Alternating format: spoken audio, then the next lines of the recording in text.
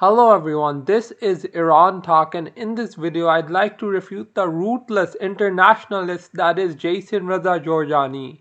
In other words, the primary objective of this video is to expose Jason Raza Jorjani's national loyalties and the fact that he's not very loyal to Iran, but rather he's more loyal to white nationalism as well as Israel and the Zionist movement. Overall, this video will aim to expose Jorjani's national loyalties and will not take a look at his genetics claims, though nonetheless I've refuted those in past videos, so if you're interested in watching some of those videos, a few have been linked to the top right here. As you'll see, Jorjani does not have any real loyalties to Iran, and most of his sympathies lie either with white nationalists or with the Zionist movement. So without further ado, I'd like to begin this expose. So up first, here is an image of Jason Raza Jorjani, and you can see that he clearly does not look Iranian, but rather he looks mostly of a mixed race individual, and you can see that he does not phenotypically belong either to Iranians or to Europeans, and he is in between. So what this means is that Jorjani's phenotype is very much reflective of his lack of national identity as well as lack of sympathies towards Iran or any other nation for that matter, as he is of mixed heritage descent, which likely contributes to his anti-Iranism. In fact, if you're interested in learning about Jason Raza Jorjani's psyche and why he behaves the way he does, I've linked one of my older videos on Jason's psyche to the top right here. So the first of Jason's loyalties lay actually with white nationalists, and one of the first major public appearances he made associating himself with white nationalism was his 2016 video he made for the NPI. So this is a white nationalist organization in America, and he actually said that Iran was a great white nation before it was genocided and depleted by the Arabs and the Turco-Mongols, but the reality is this could not be further from the truth. In fact, as my genetics videos have previously proven, this is largely a fallacy. So this NPI conference in 2016 was the beginning of Jason Raza Jorjani's association with white nationalists and white nationalist movements, which is quite interesting. What Jorjani failed to realize is that white nationalism is anti-Iranian and that most white nationalists despise Iranians. In fact, even before his associations with the Artright.com, Jorjani was very much involved with the Red Ice TV and their organization, and he came out and released a video in collaboration with them, which was known as Rumi Was White. So this is a featured image on Red Ice TV's website, and what's interesting here is that you can see it's a hashtag which says Rumi Was White. So Jorjani promoted this theory that Rumi was a white man, but as my genetic analysis has shown in the past, this is largely a lie. What you have to keep in mind is that this is not an isolated incident, and in the same year, Jorjani once again went on Red Ice and claimed that the ancient Iranians were Europeans and the heritage of Iranians belongs to Europeans. So again, Jorjani attempted to equate Iranian heritage with European heritage. And supposedly, as proof, Jorjani provided images of individuals, mostly children, from northern Iran as well as from Central Asia to prove that these were actually some sort of white remnants living within Iran. So Jorjani believes that there are European remnants living within Iran and Central Asia, but as my analysis proves, this is not the case. So again, in the same year, Jorjani associated himself with two different white nationalist organizations. So moving on, another association of Jorjani's was with the Artright.com's blog posts on their website. So I'll take a look at that now. So here you can see the description for Jason Raza Jorjani, and it says that he is an Iranian American and native New Yorker of Persian and Northern European descent, and then it just speaks about his education, which I believe is not very highly achieved, as he went to a very low rate or low ranked university for his PhD, despite his master's and undergraduate universities being somewhat prestigious. So what is also interesting to note is that he was categorized as an Iranian American and being of mixed Persian and Northern European descent. So what this means is that even the folks over at the Artright.com, especially Richard Spencer, did not consider Jorjani to be purely of European descent. So moving on, one of Jorjani's most notable work for the Artright.com was titled Against Perennial Philosophy. So as you can see here, from Against Perennial Philosophy, we have this snippet, and in it, Jorjani puts forth the bold claim that the Arab invasion, as well as the Turkic and Mongol conquests of Iran, left Iran in a demographic situation where a shift took place that resulted in the genetic degradation of the Iranian genome, and this is why Iranians never produced anything after the Arab invasion. So as my genetic analyses have proven in the past, this is largely a fallacious claim. And also what's interesting here is that actually the so-called Islamic Golden Age was actually a product of Iranian intellectualism, and actually amongst the most highest achieving individuals of the period were Iranians. So I've linked a video to the top right here where I discussed this in the past.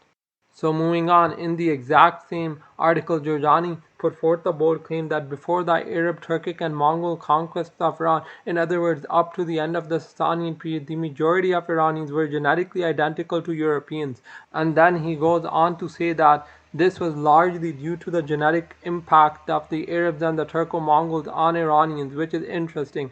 And he believes that this is due to genetics. But my analysis in the video that I provided to the top right here beforehand on the truth about the Islamic Golden Age, I proved actually the majority of the Islamic scholars were from Iran and were Iranians. And I've actually attached another video to the top right here on the genetics of the Iron Age Iranians and how close they were genetically to modern day Iranians. So there is around 90% genetic continuity in the majority of Iran's population today when taking a look at these Iron Age Iranian samples we have, which is very interesting. So moving on, again for the alt-right, Jorjani wrote another article and it was titled Rumi Was White.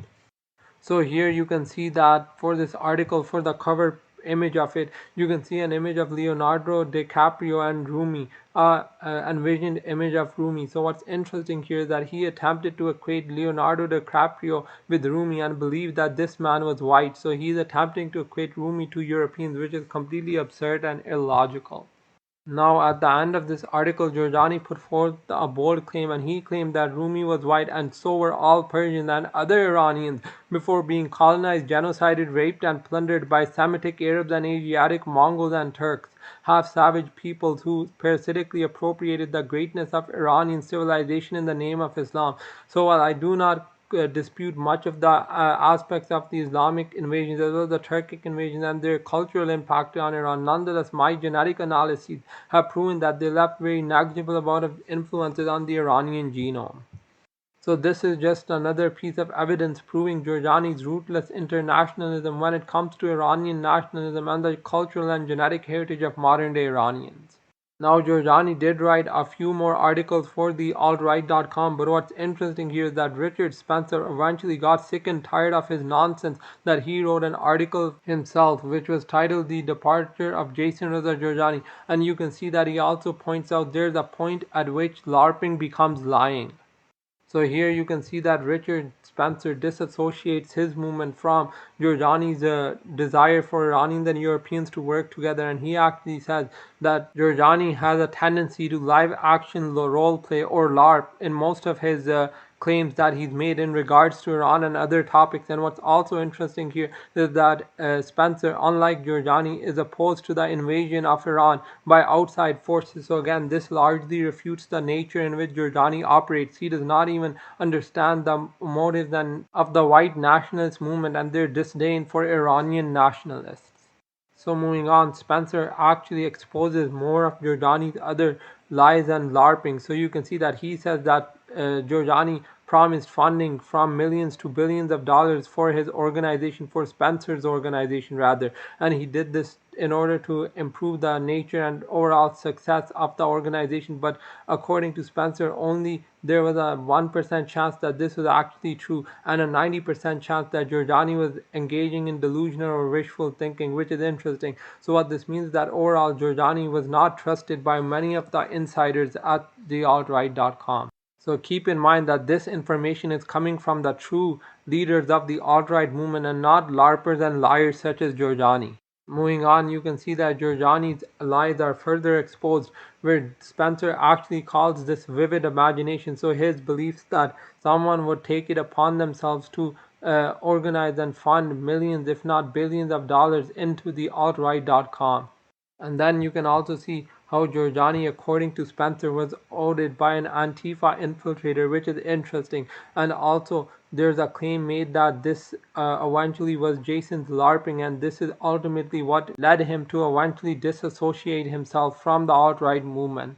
So again, with this article, especially this part, you can see that Richard Spencer disassociates his movement from Jorjani, and this is actually the point where Jorjani stopped identifying as a white nationalist, and the next thing he did after this was identify himself as a Zionist.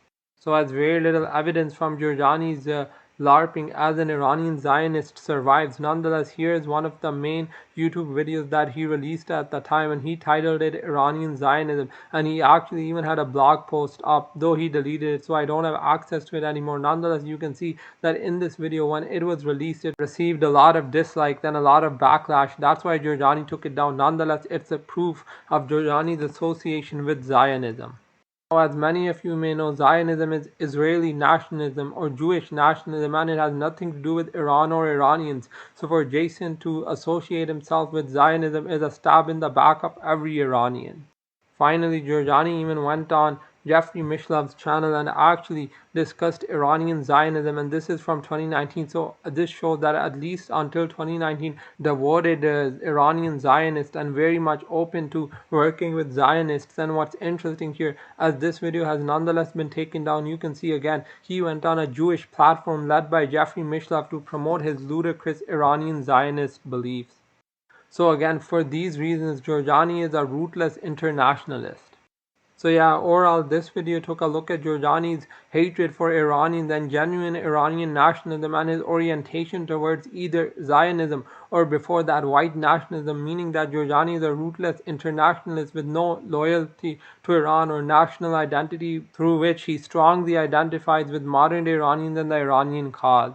So yeah, that's essentially it for this video. Don't forget to like, share, and subscribe, and please spread the word about this ludicrous liar and LARPer and his hatred for Iranians. In fact, his associations with Zionism and white nationalism are very toxic for the Iranian nationalist movement. So it's here that I'd like to end this critique.